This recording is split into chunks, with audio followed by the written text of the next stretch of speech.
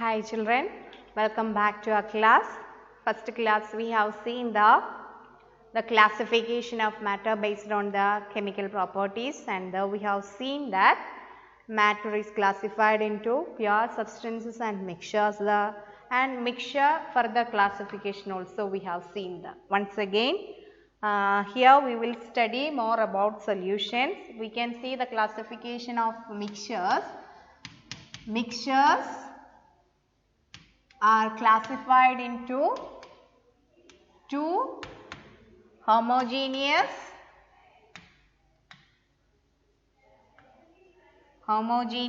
and heterogeneous.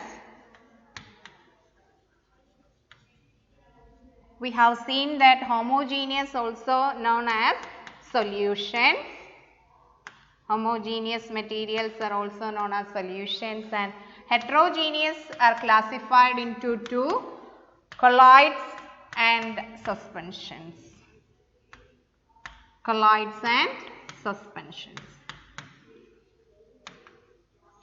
Okay, so in this class we will see more about solutions. So before starting with solution, what do you mean by homogeneous mixtures? Yes, as you said, homogeneous mixtures have a uniform composition throughout the mixture and they do not have a distinct boundaries. Example, yes, you said it correct, it is salt water or sugar in water, that salt solution, or we can say that sugar solution. All these are examples for a solution. Okay, homogeneous mixture. That homogeneous mixtures are also known as solutions. So we can say that solutions are homogeneous mixtures. All the solutions, they will form a homogeneous mixtures.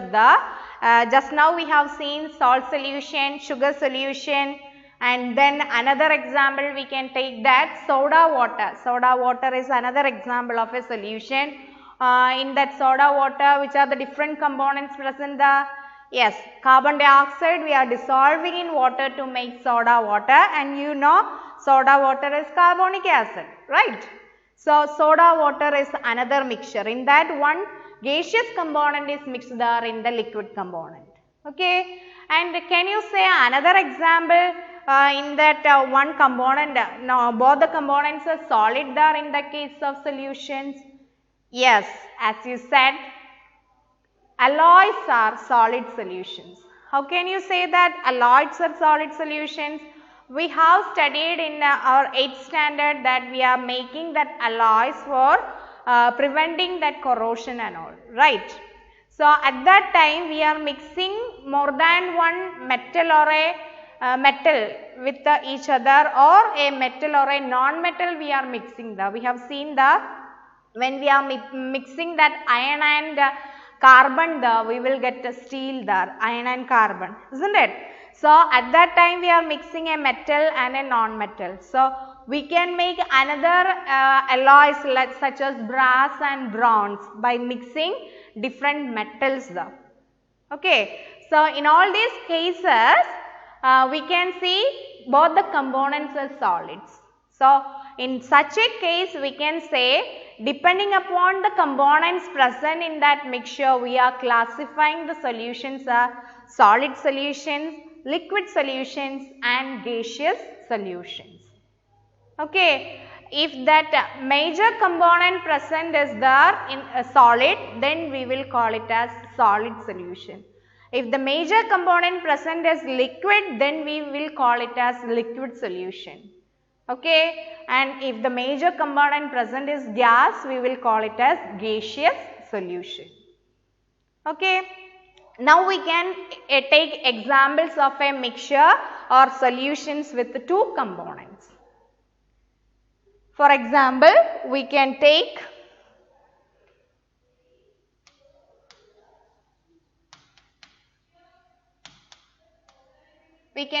salt solution. Okay, salt solution. In that salt solution, which are the components present in that salt solution?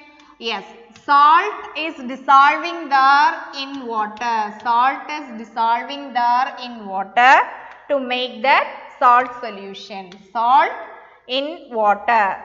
So, salt is dissolving there in water to make salt solution. Salt in water. Okay. Salt in water. So, here which are the different components present in salt solution? Yes, salt is one component which is solid and water is the second component which is liquid. So, we can say this is here we are preparing the mixture by adding a teaspoon of salt in 1 glass of water. Then we can say that their liquid component is more. Okay. So, here we can say that this is a liquid solution, solid in liquid solution, which is dissolving which is in smaller quantity in that. Solid in liquid type of solution is this, salt in water, sugar in water, all these are solid in liquid type solution. Copper sulphate dissolving in water, you will get copper sulphate solution there, that is solid in liquid type of solutions. Okay.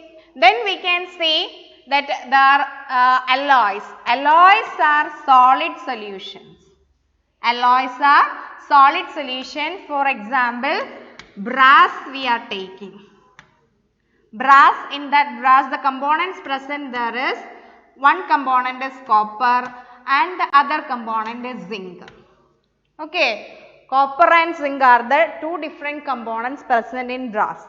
And copper is present in 70% and zinc is present in 30%. So, which is more the, yes, it is copper. So, we can say that copper is majority. In that case, major component is copper and minor component is zinc. But both are in solid state. So, we can say that this is a solid solution.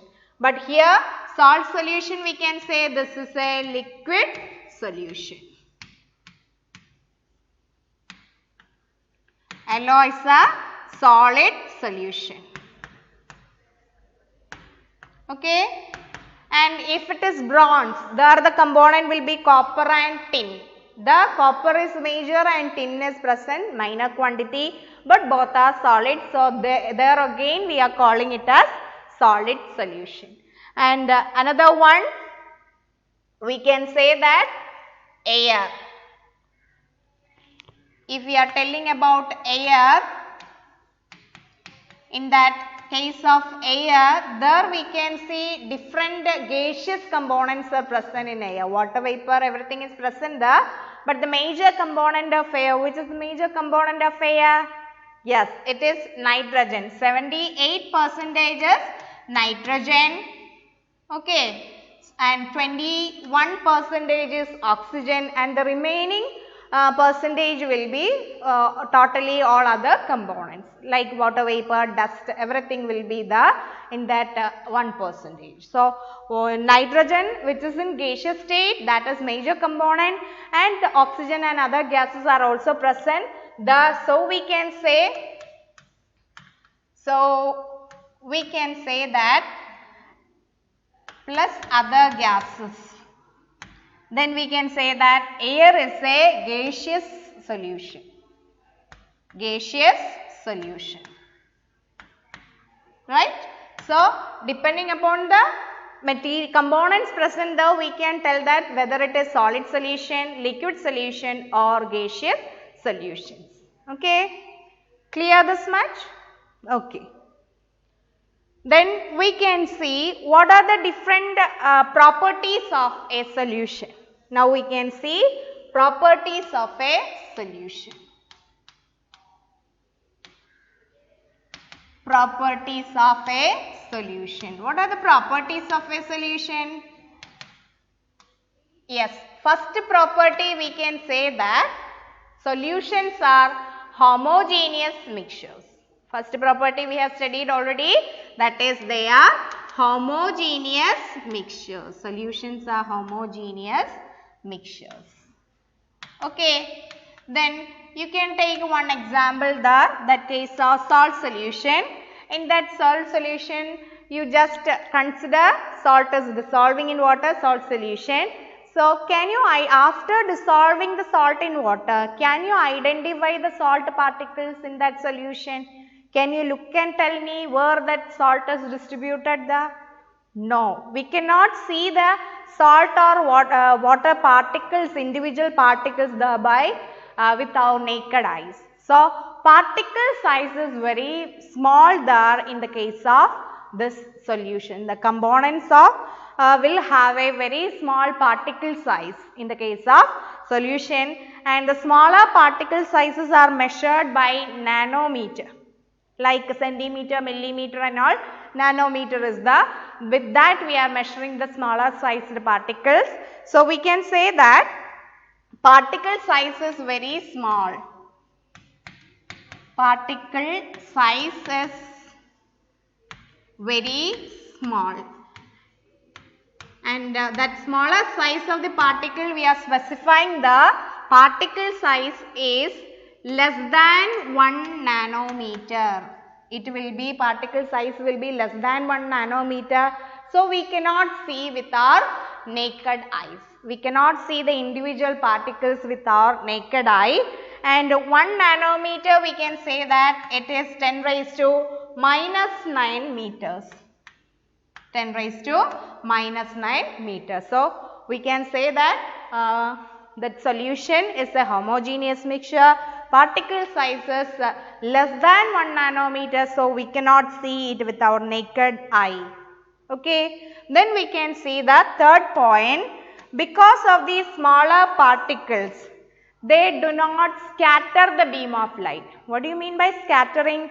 Suppose if any particle is there, then when light falling on this particle, it will be scattering throughout. Okay, if the size is bigger, scattering will be very much. But if the size is small, it will pass through it, there is no scattering, and which makes the material transparent.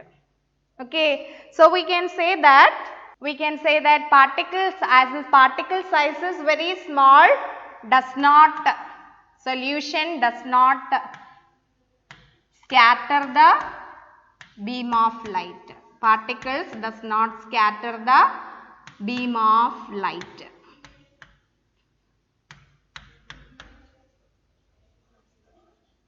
Particle size is small, so there is no scattering property for that particles in the case of light. That scattering will not be possible there, and if it is not scattering, the light path of the light will not be visible there. We cannot observe the path of the light there.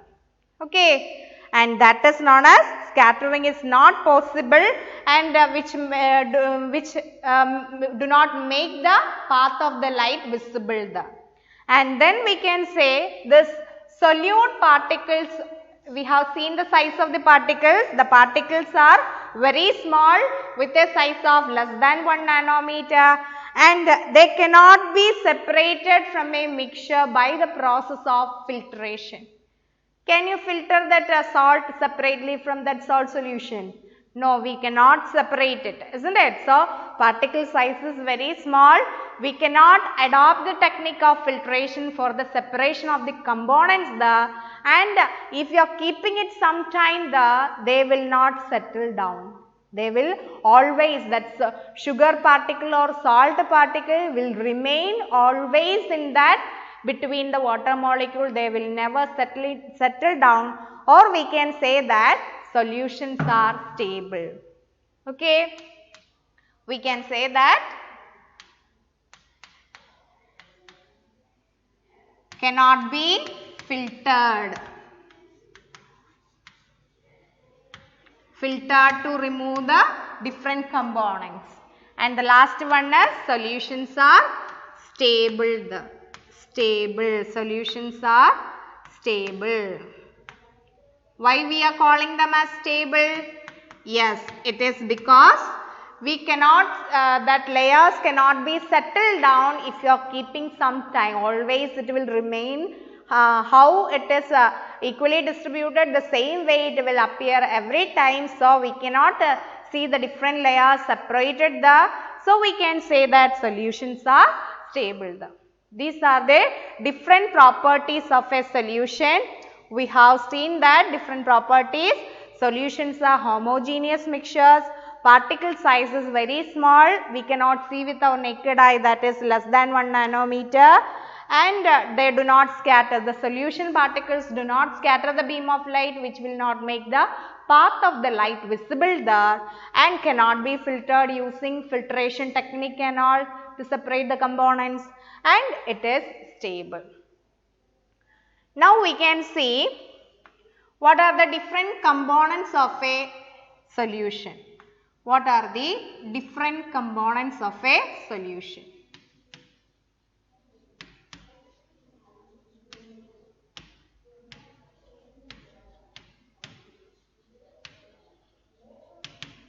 For a solution, just now we have seen the different types of solution: solid solution, liquid solution, gaseous solution, right? So we can see which are the different components of a solution.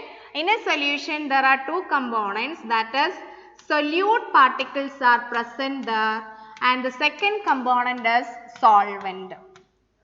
What do you mean by solute and solvent in a solution? Solute and solvent in a solution.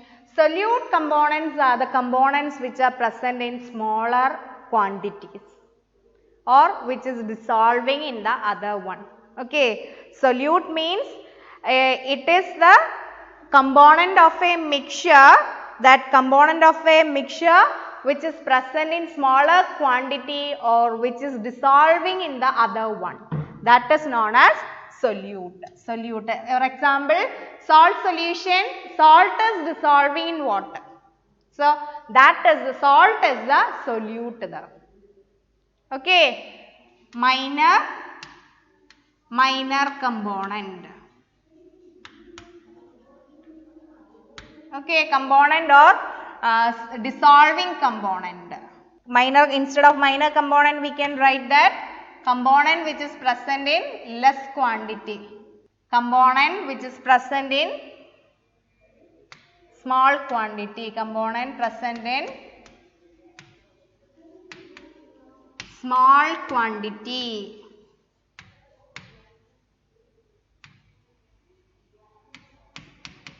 Small quantity, that is known as solute. In the case of salt solution, salt is the solute. The sugar solution, sugar is the solute. The okay, and which is known as solvent, which is present in larger quantity. The component which is present in larger quantity.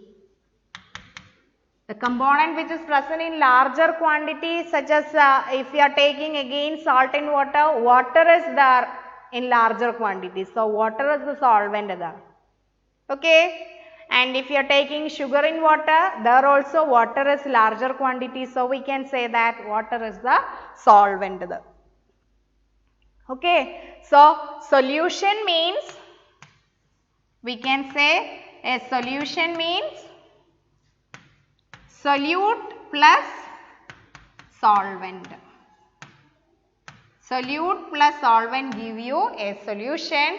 And if it is alloys there you have seen brass, alloy brass. There we have seen copper is present 70% and zinc is present 30%. So which one will be the solute and solvent there? Yes, copper will be the solvent there and zinc will be the solute there.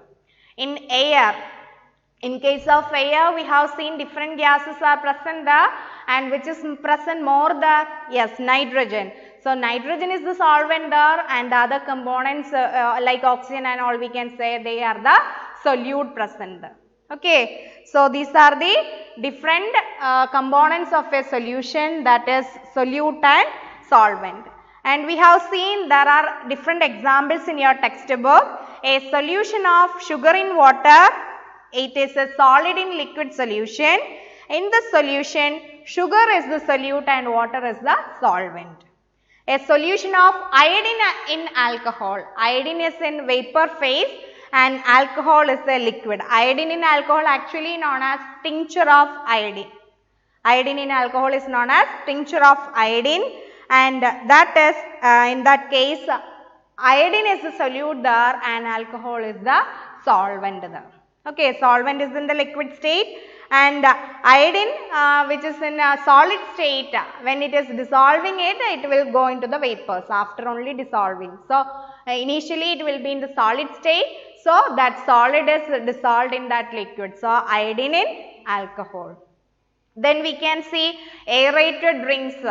Okay, all these cases gases are dissolving there in water. So, we can say that gas means that is in gaseous state, and the other one is so gaseous solute is the gaseous state and solvent is in the liquid state, and air is a gaseous mixture and air is a solution also. The composition in this case air, it is composition is uniform. So, air we are considering it as a solution there, and it is an example of a gaseous solution. Okay, hope you understood this much. Thank you.